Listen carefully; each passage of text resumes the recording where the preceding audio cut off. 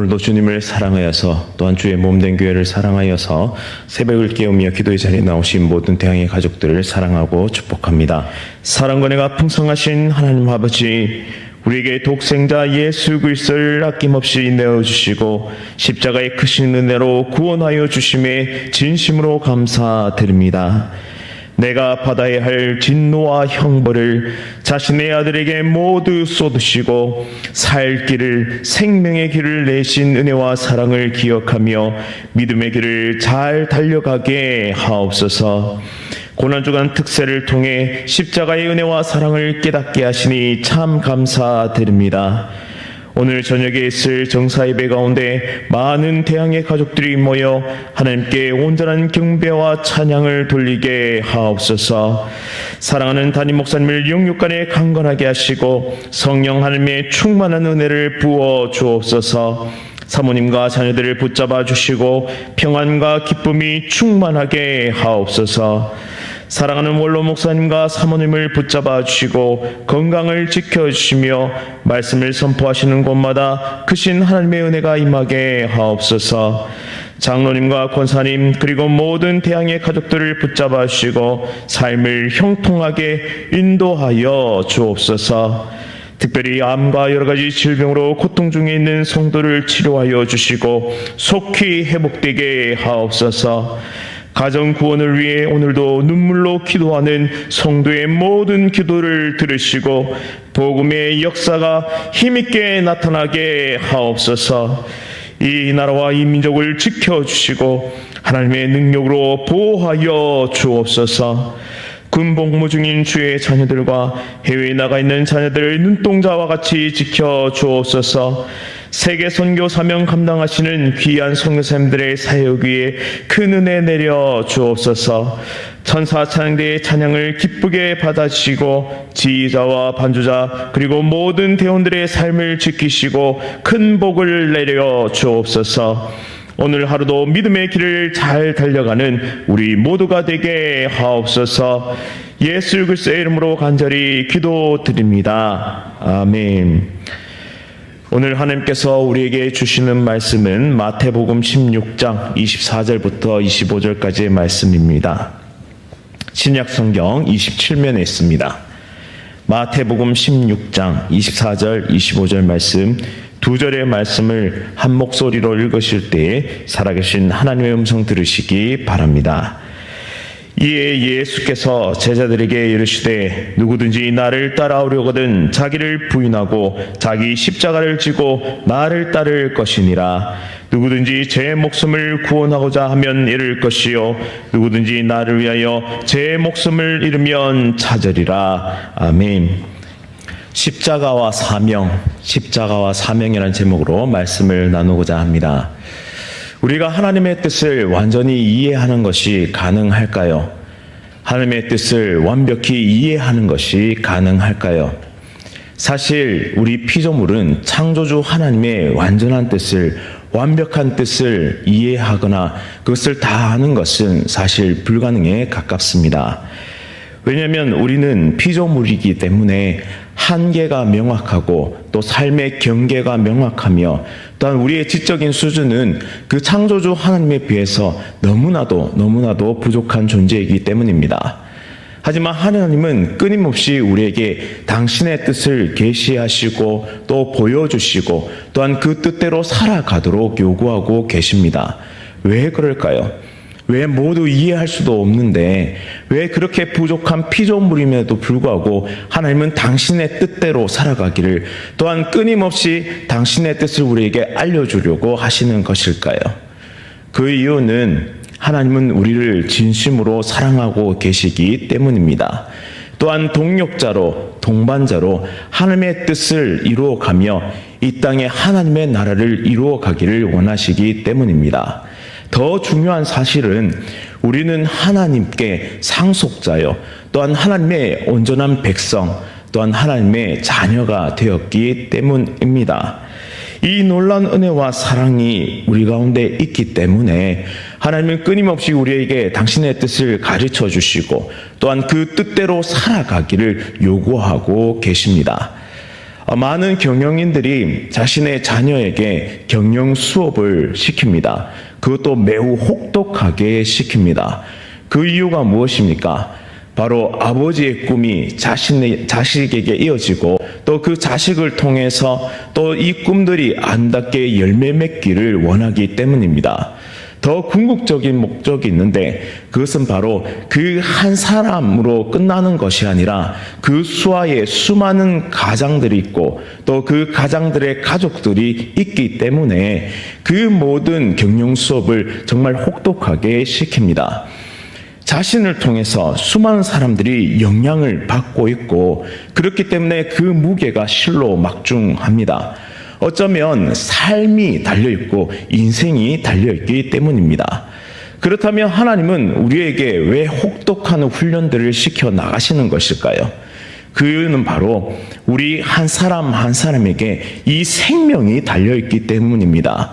바로 구원받아야 하는 하나님의 백성들, 또한 하나님께서 만들어 놓으신 이 전도의 방법을 통해서 영혼 구원하시기를 기뻐하시기 때문에 우리의 인생 가운데 하나님은 시련과 고통을 주시면서 정말 그 깊이의 축복을 통하여 점점 더 하나님 나라의 기업을 유산을 받을 수 있는 그런 하나님의 자녀로서 더욱 성장시키시고 인도하신다는 사실입니다.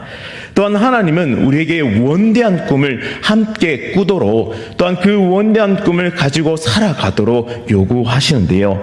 그 꿈은 무엇입니까? 하나님의 원대한 꿈은 바로 인류 구원입니다. 하나님께서 택하신 모든 백성들이 하나님께로 돌아오는 정말 열방과 민족 가운데 예수 그리스도가 선포되고 또한 하나님께서 택정하시고 예정하신 하나님의 백성들이 돌아와 정말 구원의 기쁨과 감격을 누리며 생명의 길을 걸어가는 것이 바로 하나님의 꿈입니다. 그리고 이 꿈이 자신의 제자들에게도 이어지기를 원하셨습니다. 그래서 예수님은 이제 자신이 받아야 할 순환과 고난에 대해서 오늘 읽은 이 본문의 말씀 앞쪽에 처음으로 그 모든 것을 오픈해서 제자들에게 말씀하기 시작하십니다.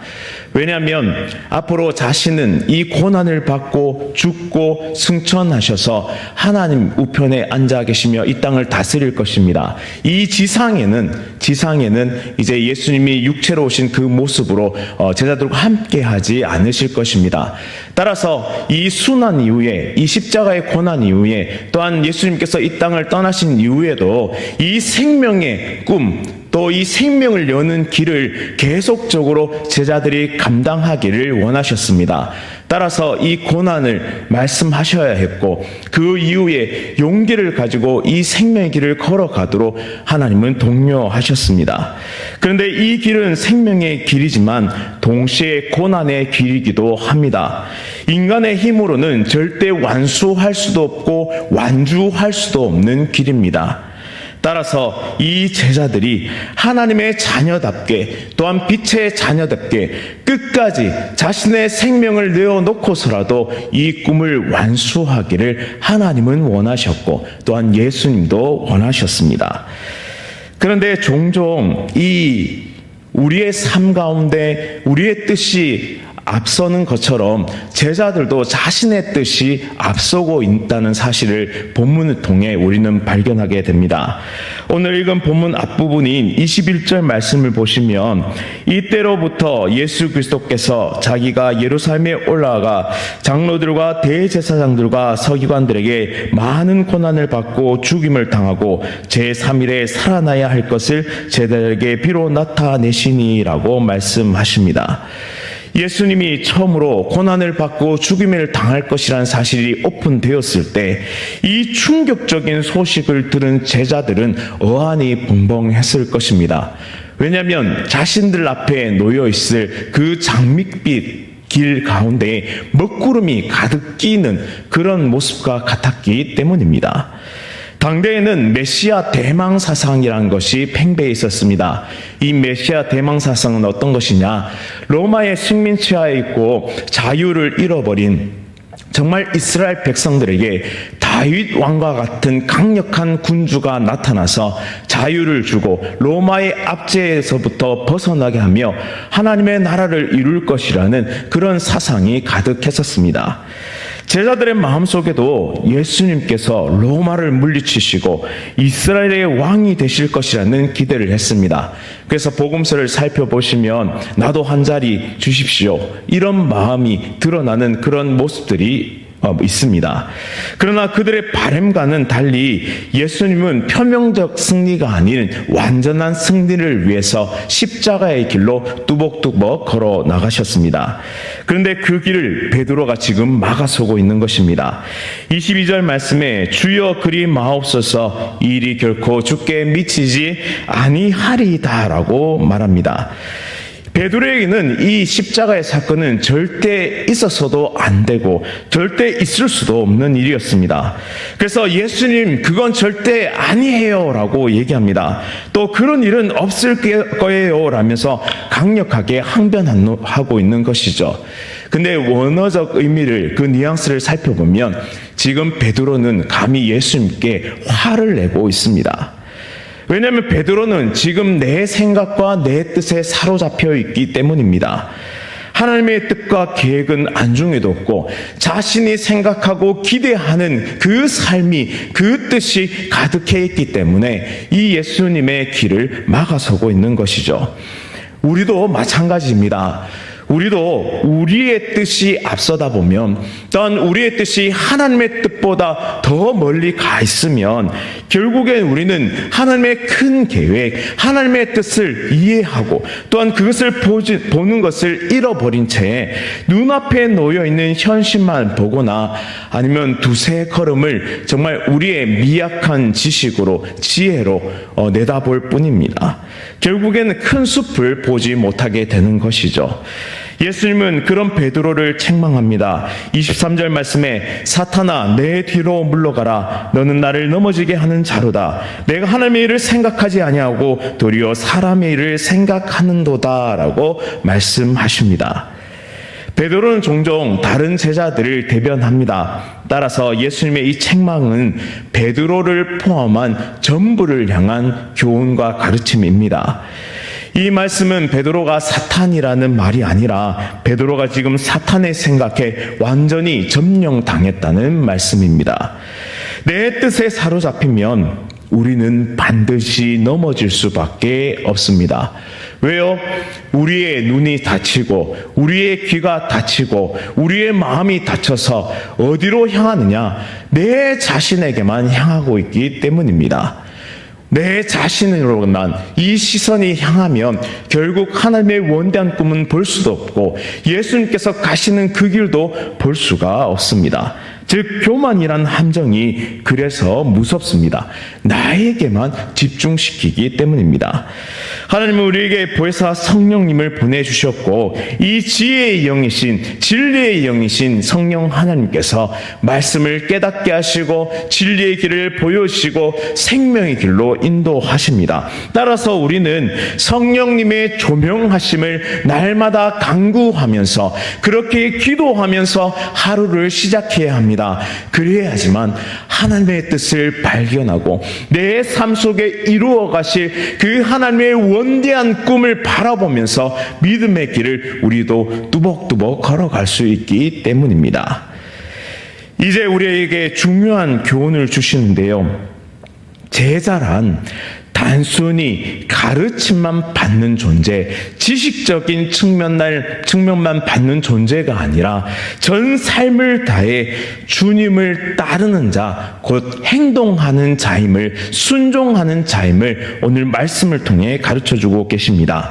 24절 말씀에 누구든지 나를 따라오려거든 자기를 부인하고 자기 십자가를 지고 나를 따를 것이니라 라고 말씀하십니다. 여기서 자기 부인은 자신을 거절한다는 뜻입니다. 자신의 생각, 자신의 이익, 자신의 고집과 아집을 버리는 것을 뜻합니다. 자기 십자가를 진다는 것은 겸손과 복종을 뜻합니다. 뜻합니다.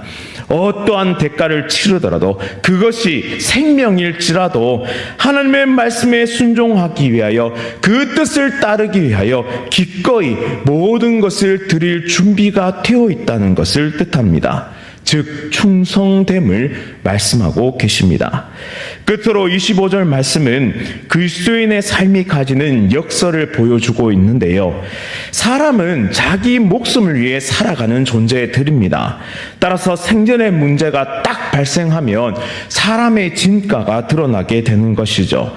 철저하게 이기적이고 또한 목숨을 위해 타인을 배신할 수 있으며 또한 목숨을 위해 정의 앞에 눈을 감고 또한 목숨을 위해 거짓을 행할 수 있는 존재가 바로 이기적인 저와 여러분들의 모습, 인류의 모습이라는 사실이죠. 이런 삶을 살아가는 사람들을 우리는 살아있다고 볼 수 있겠습니까? 아니면 죽었다고 볼 수 있겠습니까? 그들은 살아있지만, 우리는 살아있지만 죽은 삶을 살아갈 수밖에 없다는 것이죠. 하지만 하나님은 우리의 삶을 완전히 역전시키시고 예수 그리스도는 우리의 삶을 완벽하게 변화시켜 주셨습니다. 이제는 나의 목숨을 위해 사는 사람들이 아니라 바로 이 복음의 사역을 위해서 하나님의 원대한 꿈과 뜻을 이루기 위해서 우리를 들을 수 있는 존재로 우리를 변화시켜 주셨습니다. 하지만 우리의 힘으로는 불가능하다는 사실을 우리는 깨달아야 합니다. 존 웨슬리 목사님은 이런 말을 하셨는데요. 성화는 인간의 노력으로 되는 것이 아니라 하나님의 은혜로 되는 것입니다. 우리를 구원하신 하나님의 그 은총이 우리가 거룩한 존재가 되도록 계속해서 우리를 인도해 주실 것입니다. 라고 말씀하셨습니다. 내 자신은 절대 믿을 수 없지만, 내 자신은 절대 하나님의 뜻을 이룰 수 없지만, 우리는 하나님 안에 있기에, 하나님을 의지할 수 있기에, 또한 하나님께서 궁극적으로 우리를 완성시키시고 그 꿈을 이루시기 때문에 우리는 그 길을 나설 수 있는 것입니다. 하나님은 아버지이시니까 말이죠. 나보다 나를 더 사랑하시는 존재이시기 때문에 우리는 이것을 믿으면서 그 길을 나아갈 수 있습니다. 이제 결론을 맺겠습니다. 우리는 이 사실을 믿어야 합니다. 십자가의 사건이 나를 변화시키셨고, 이 십자가의 사건이 우리에게 사명을 부여했으며, 또한 이 십자가의 사건이 오늘 우리를 생명의 길로 나서게 하시며 궁극적으로 나를 통해 이 땅에 생명의 역사가 일어나게 하실 줄 믿습니다. 이 믿음을 가지고, 이 원대한 하나님의 꿈을 가지고 이 믿음의 여정을 나서는 저와 여러분들 다 되시기를 간절히 바랍니다. 그리고 오늘 저녁 성금요일 정사 예배 가운데 많이 참석하시기를 원합니다. 왜냐하면 그것 가운데 우리 가운데 잊혀져 가고 있는 사명을 발견할 수 있으며, 또한 우리를 향하신 하나님의 사랑과 궁극적인 하나님의 뜻을 깨닫는 귀한 시간이 될 것이기 때문입니다. 사랑하는 성도님을 이 은혜의 자리로 초청합니다. 오늘 저녁에 우리 함께 만나서 생명의 말씀을 들으며 또한 예수 그리스도의 사랑을 다시 한번 깨닫고 또한 십자가의 길을 걸어갈 수 있기를, 그 하나님의 원대한 꿈을 함께 꾸며 달려갈 수 있기를 간절히 바랍니다. 말씀을 기억하면서 함께 기도하도록 하겠습니다. 하나님 아버지, 저의 죄악을 용서하여 주옵소서. 여전히 내 속에 내가 가득합니다. 내 생각과 내 뜻이 하나님보다 앞섰던 죄악을 용서하여 주옵소서. 오늘도 겸손히 나를 부인하고 나의 십자가를 지고 주님을 따르길 소원합니다. 하나님의 꿈, 영혼 구원의 사명을 충성되게 감당하는 모든 대항의 가족들이 되게 하옵소서. 특별히 오늘 저녁에는 정사 예배로 함께 모입니다. 예수 그리스도의 고난과 십자가의 의미를 다시 한번 깊이 깨닫는 시간 되게 하옵소서. 또한 잊혀져가는 나의 첫사랑, 잊혀져가는 잃어버렸던 사명, 그리고 하나님의 꿈을 되찾는 귀한 시간 될 수 있도록 인도하여 주옵소서. 내 안에 가장 귀한 예수 그리스도를 닮아가는, 또한 그리하여 그 생명의 길을 따라가는 하나님의 귀한 백성들 되게 하옵소서. 예수 그리스도의 이름으로 간절히 간절히 기도드립니다. 아멘. 주님 가르쳐주신 주기도 하신 후에 계속해서 자유롭게 기도하겠습니다. 하늘에 계신 우리 아버지여, 이름이 거룩히 여김을 받으시며 나라가 임하시오며 뜻이 하늘에서 이루어진 것 같이 땅에서 이루어지이다. 오늘 우리에게 용할 양식을 주시옵고 우리가 우리에게 죄 지은 자를 사하여 준 것 같이 우리 죄를 사하여 주시옵고 우리를 시험에 들게 하지 마시옵고 다만 악에서 구하시옵소서. 나라와 권세와 영광이 아버지께 영원히 싸움나이다. 아멘.